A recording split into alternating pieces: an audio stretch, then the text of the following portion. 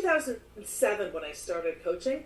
Coaching was not really well understood, but that also meant there weren't a ton of coaches. So I got to work with some really amazing, well, I always get to work with really amazing people, but people who are now, who have sat on Oprah's couch and who have been on the Today Show. And, I right off the bat. So I worked with these people and I saw this through line of their experience that no matter how successful they were, outwardly, they still had this belief that it was just a matter of time before they, air quotes on they, they were found out, that they weren't as brilliant or successful or intelligent as the world had thought that they were.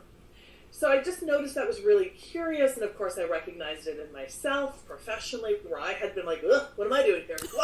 Why are they working with me? Me, of all people. Why did that client, all of that. So I recognized it. And then somebody named it as the Imposter Complex, and I swear to God, my life changed in that moment. I was like, oh, this is a thing! Yeah. And then that became very clear to me that was what I wanted to offer other people. We do tend to talk about the Imposter Complex professionally a lot. Yep. But it also shows up, of course, in our personal lives. And there is nothing in the world for me like parenting to exacerbate the Imposter Complex. Yeah.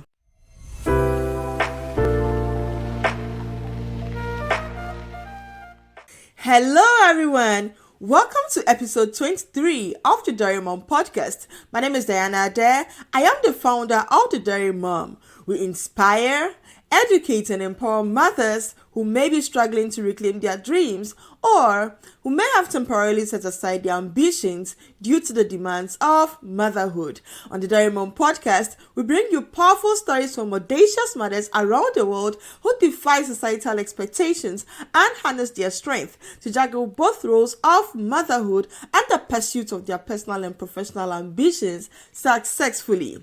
Before we begin today's episode, I want to take a moment to say thank you. Thank you to all of our new subscribers, and thank you to all who have been with us from the beginning. I appreciate you all very much, and if you are yet to subscribe to our channel, please do so. This helps our channel to grow. Today's episode is the first part of our two-part series on motherhood and imposter complex. We want to look at how imposter complex or imposter syndrome shows up in our careers and particularly our parenting styles and how we can overcome it, if at all. To help us navigate this conversation is the Trailblazer and TEDx women speaker, Tanya Geisler, who is right here with me in Canada. Tanya Geisler is a certified leadership coach, in-demand international TEDx women speaker and writer who teaches leaders and trailblazers how to combat their imposter complex and lead with iconic impact so they can achieve their ultimate goal. Her clients include best-selling authors, leaders, members of parliament, public speakers, founders, entrepreneurs, legendary motivators, and movement makers. I call her the big woman. If you're ready for today's episode, grab your pens and notebooks and join me as I speak to our special guest.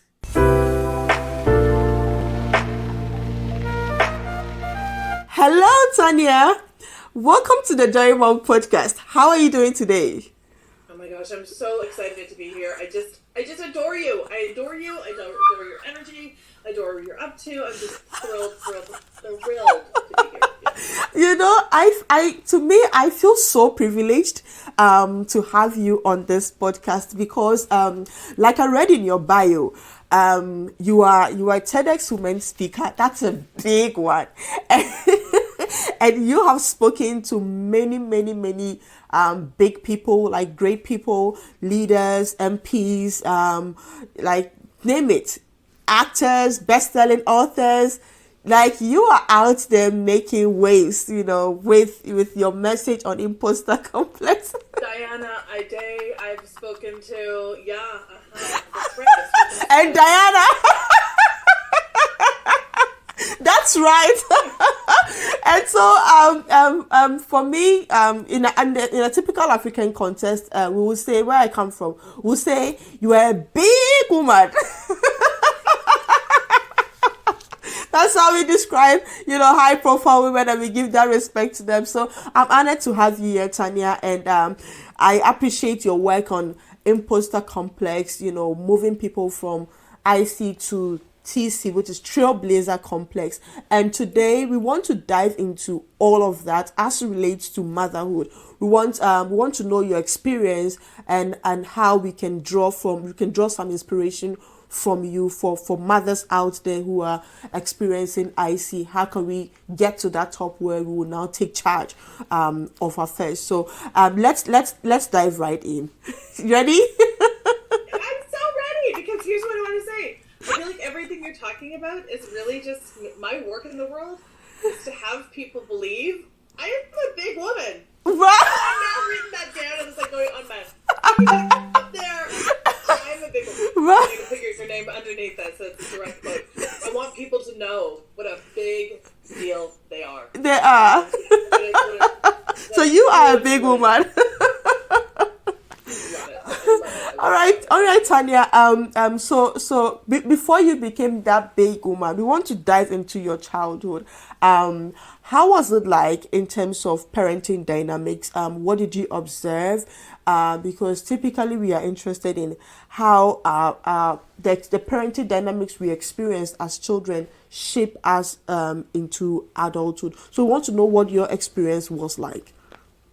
So, for a little bit of context, I hope that this is okay. We met a couple of weeks ago. I was speaking at the university.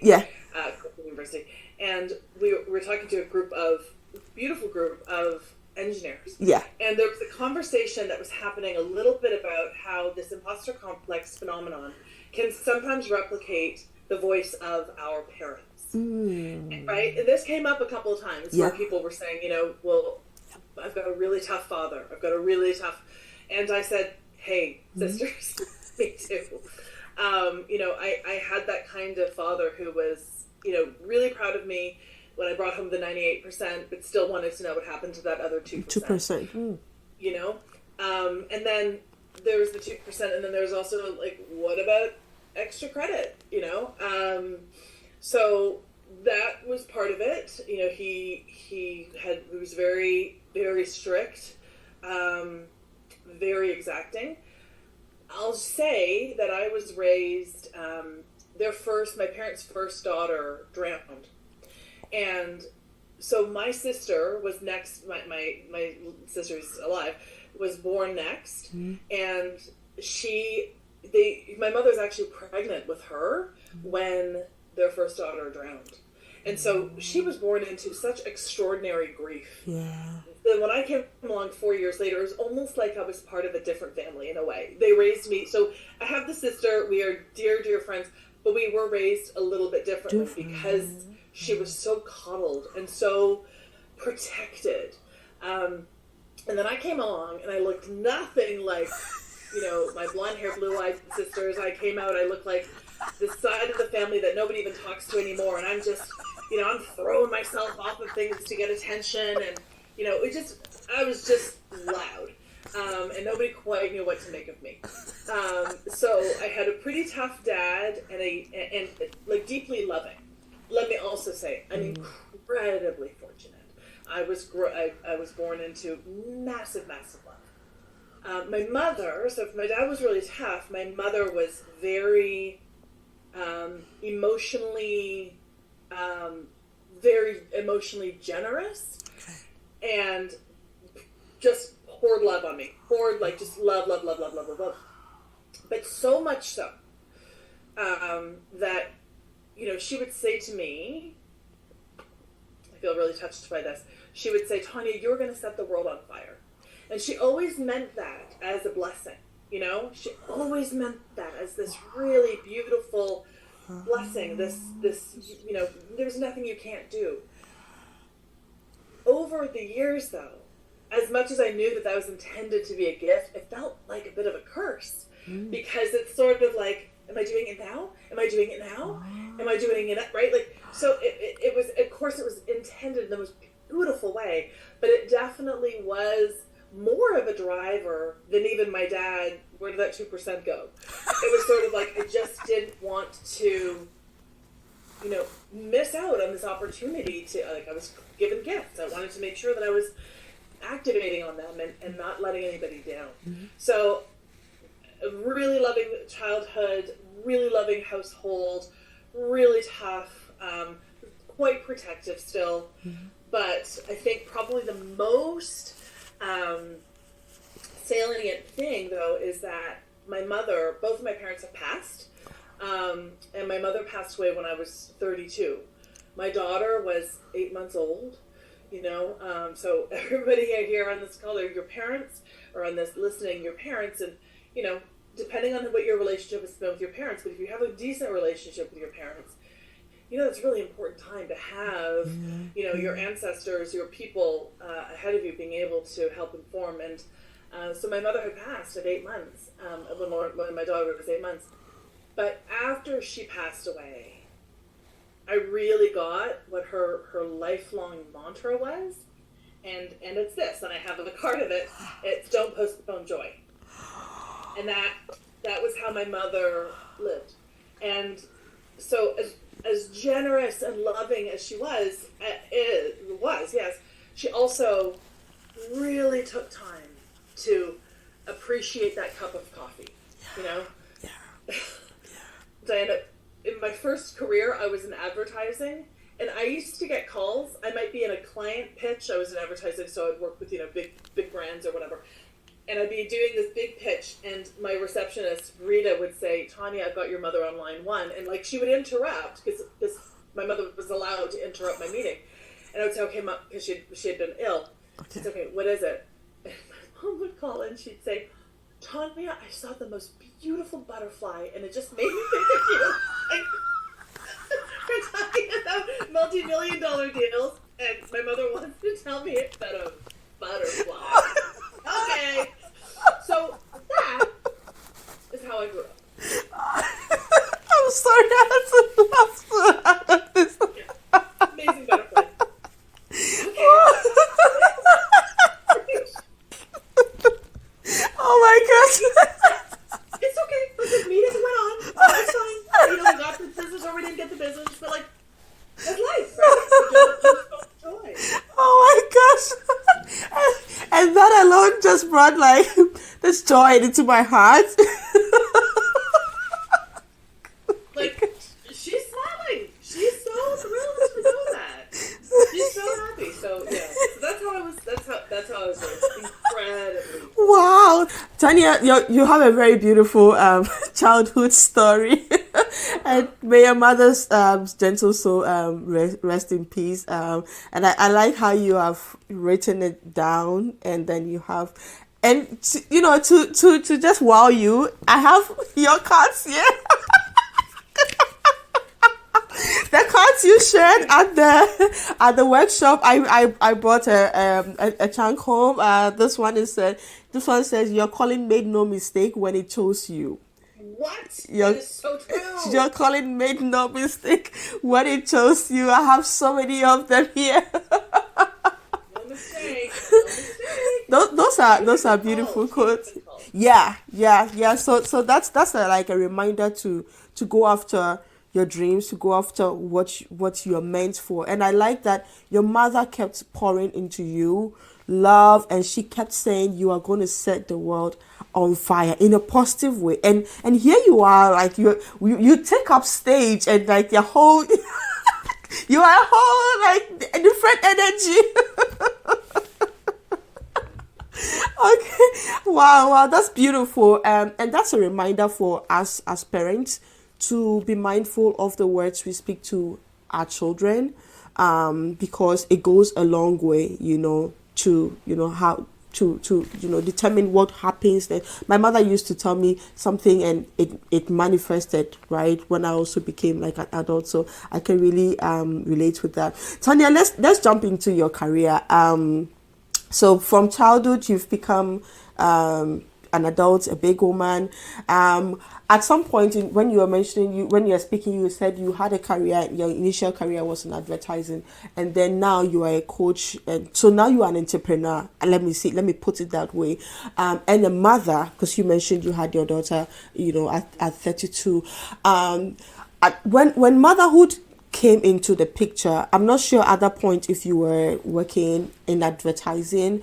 How did you navigate motherhood and your career at that time?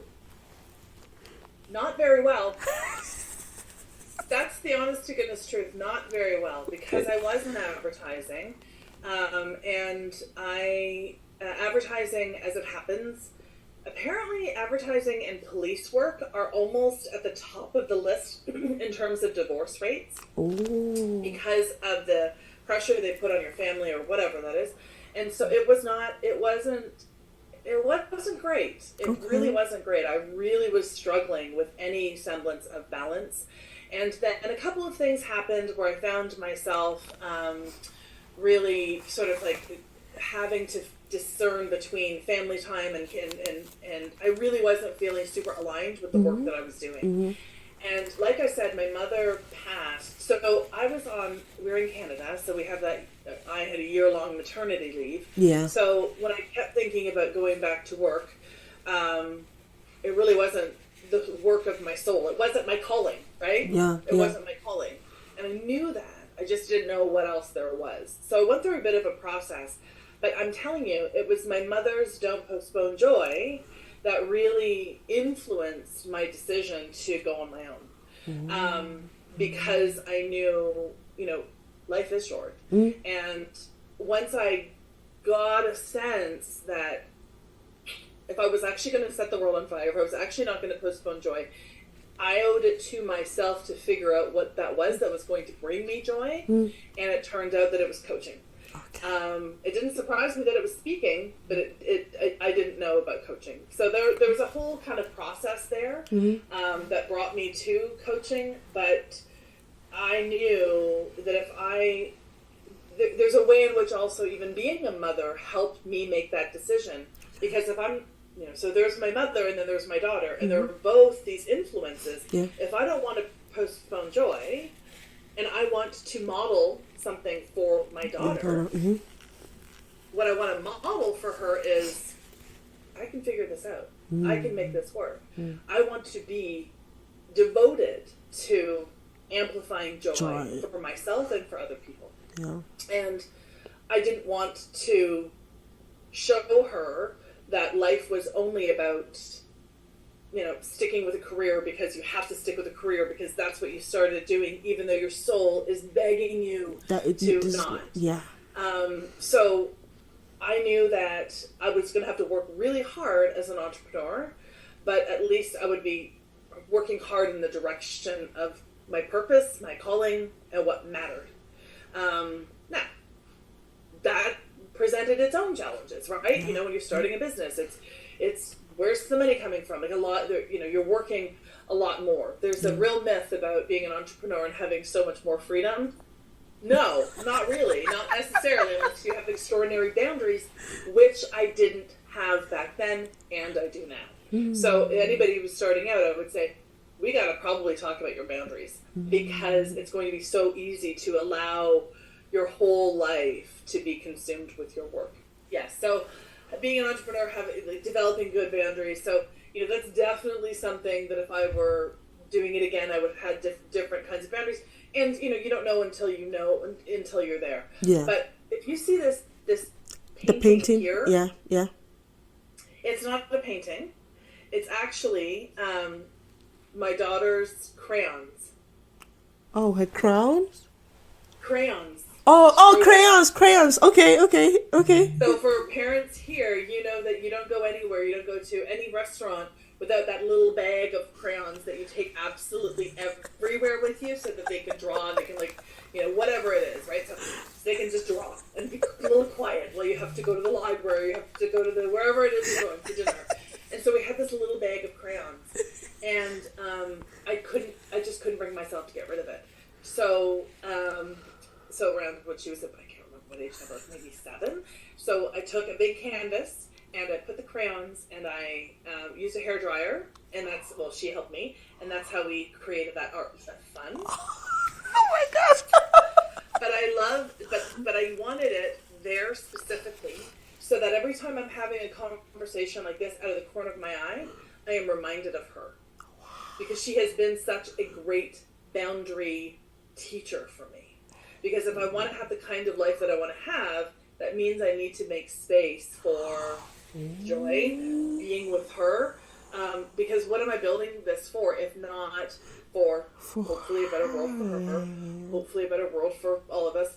I want her to see me being in pursuit of my joys, my passions, because I think that's what we're here for.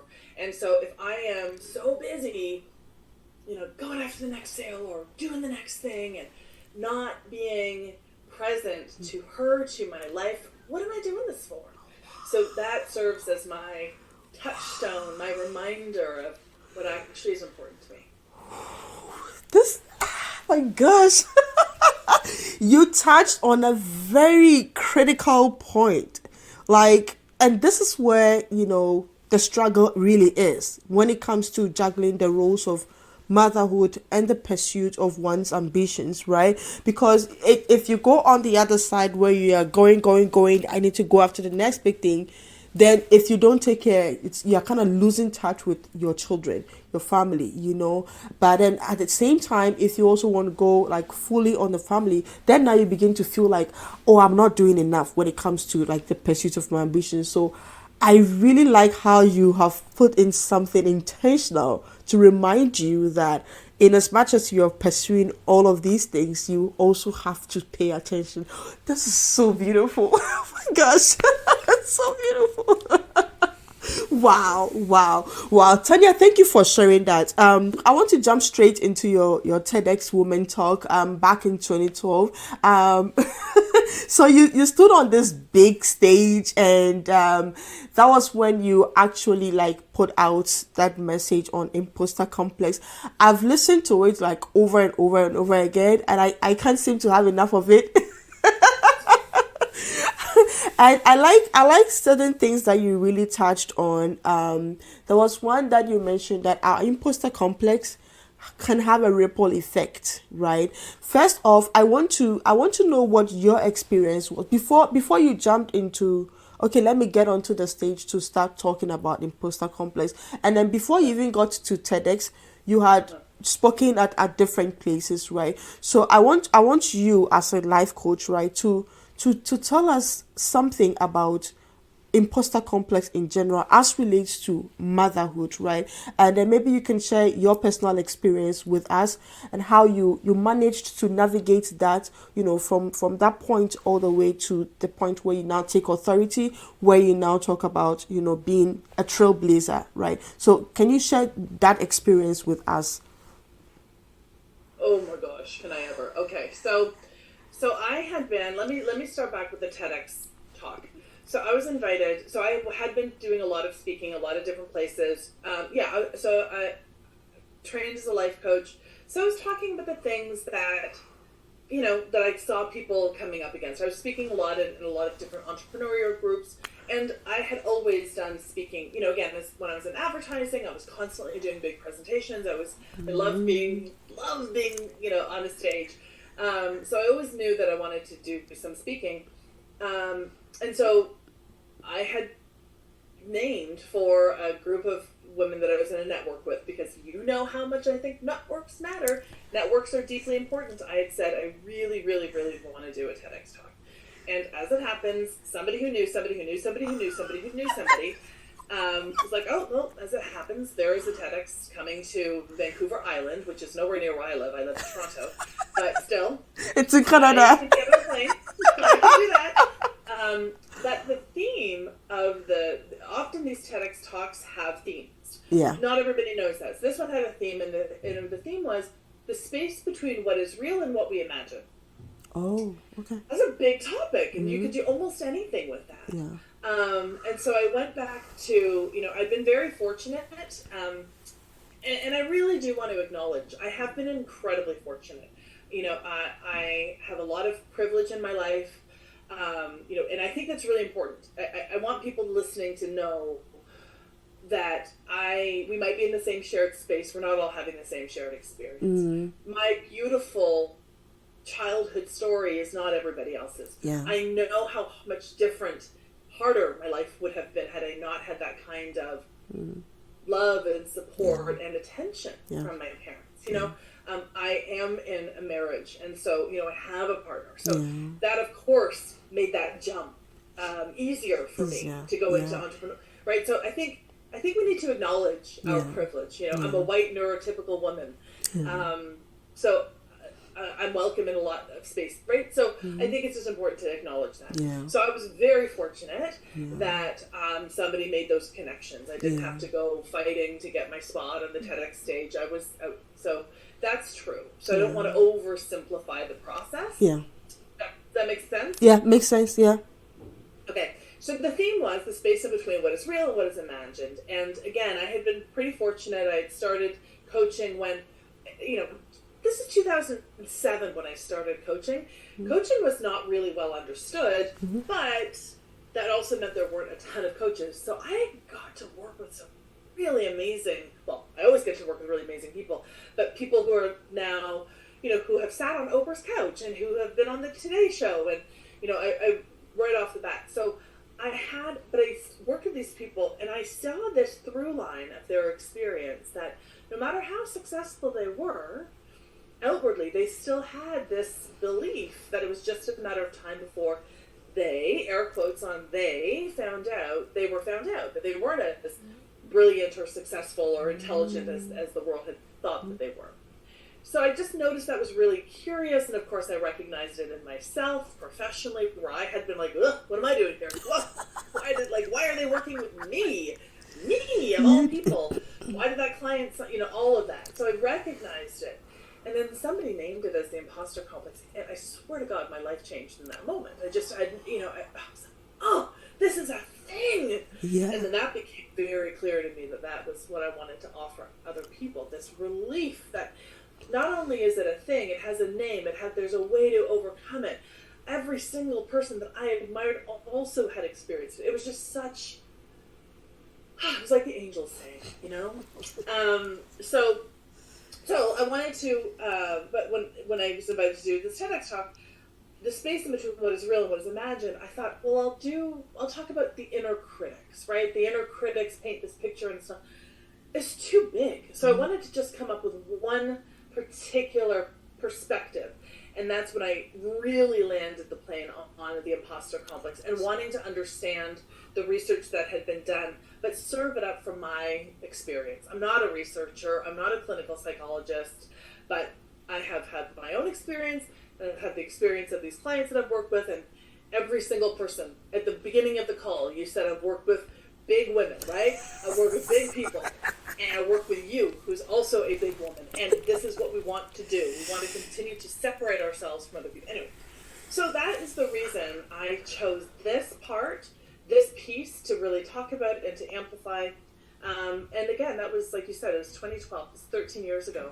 And so I've definitely expanded my scholarship around it.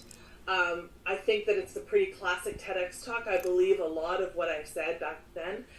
And I do think that it has evolved, a fair bit more. I think I really love the idea of framing it as the Trailblazer complex. But let me also then go back. How are we doing here? Is this making sense? Yep. Is this... Yep. We do tend to talk about the imposter complex professionally a lot. Yep. We talk about it, it gets in our way when we are wanting to go for the promotion, or when we're advocating on behalf of our, or we're negotiating our pay raise, or trying to get more people on our team. But it also shows up, of course, in our personal lives. And because it shows up on the precipice of expansion. That's where it shows up. Yeah. On the precipice of something new. The precipice of something we haven't done before. Yeah. And there is nothing in the world for me like parenting to exacerbate the imposter complex. Yeah.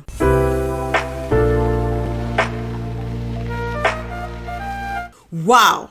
There's nothing in the world like parenting to exacerbate the imposter complex. This is deep. We will take a break here. In our next episode, episode 24, we'll bring you a part 2 of our conversation with Tanya Geisler, where we'll unpack the imposter complex as relates to parenting and even our careers through the lens of Tanya's own personal experience. Be sure not to miss it. We want to thank you for staying with us up until this point. If you want to follow Tanya, you can find her on LinkedIn and Instagram at Tanya Geisler. You can also visit her website at tanyageisler.com/quiz to take a quiz on imposter complex. You will find the links to all of her pages in the description of this episode. If you want to follow The Daring Mom, you can find us on Facebook, LinkedIn, and TikTok at The Daring Mom. We are on Instagram at @the Daring Mom. We are excited to announce that we have officially launched our website and our blog is officially open. Visit thedaringmom.com for more inspirational stories and subscribe to our newsletter. Thank you so much for staying with us once again. And as we wrap up, my question to you is, what is your hashtag, The Daring Mom story? Join me and let's do this together. My name is Diana Adair and I am The Daring Mom.